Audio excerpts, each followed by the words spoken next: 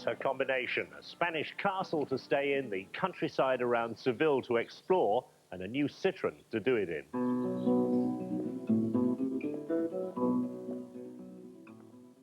Now, this is its predecessor, the Citroën BX, the car that changed the destiny of the company. At its launch in 1982, Citroën set out to dispel the widely held belief that its cars were overcomplicated, expensive to maintain, and idiosyncratic.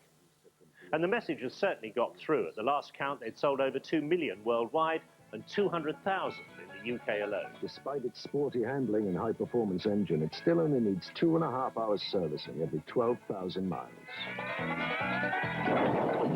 The new Citroën BX 19 GT loves driving, hates garages.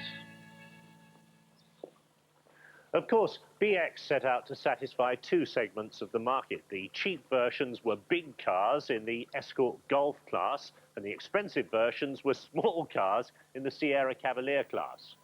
But now, with the ZX selling well at the small end, Citroën have a new car to take on Ford's Mondeo and Nissan's Primera.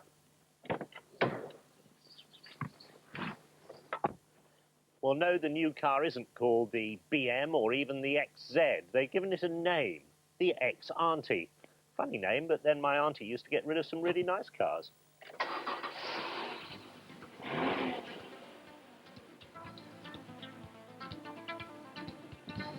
Of course, Citroën would prefer you to call the car the Xantia. After all, they've spent 4.5 years and over £500 million developing it, and they don't want any jokes about the name. Thank you very much.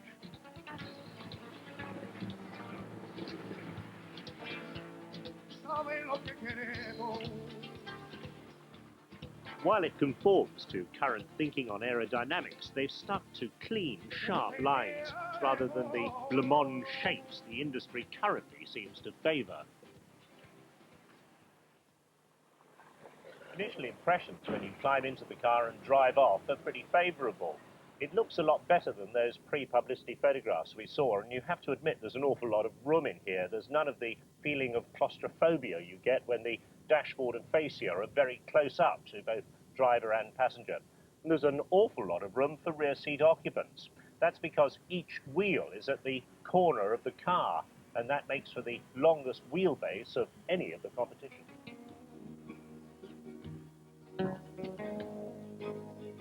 Final specifications for the British market haven't yet been finalised, but depending on the model, the car comes either with the familiar Hydra Active suspension as fitted to the BX family. That means a smooth, comfortable ride with excellent Spanish pothole and broken surface swallowing abilities. Oh, and if the radio station is starting to grate, they've given you fingertip control from the wheel. Wonderful, but why doesn't every manufacturer offer it?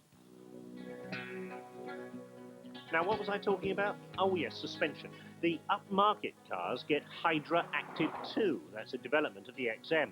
It's claimed to be intelligent. It learns what sort of driver you are, what sort of road you're on, and how fast you want to go round corners. Does it work? Well, the short answer has to be, yes, it jolly well does. And on this short acquaintance, it's even better than the XM.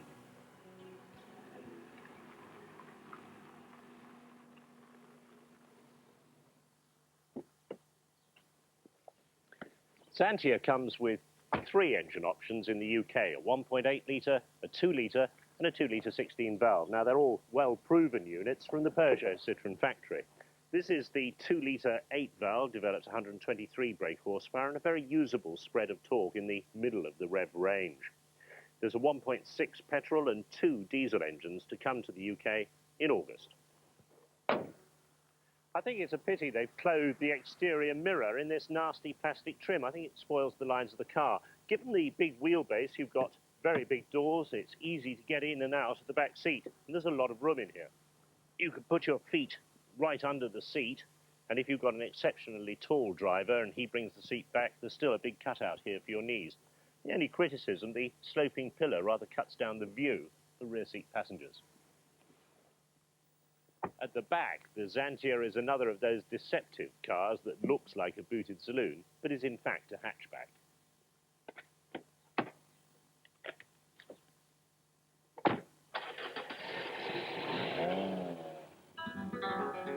don't run away with the idea that this car is special in the way the old DS was.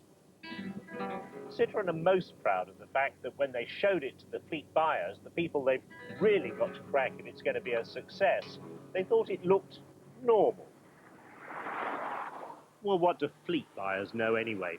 For me, Xantia is a truly great car. You just want to jump in it and drive it, preferably right across Europe.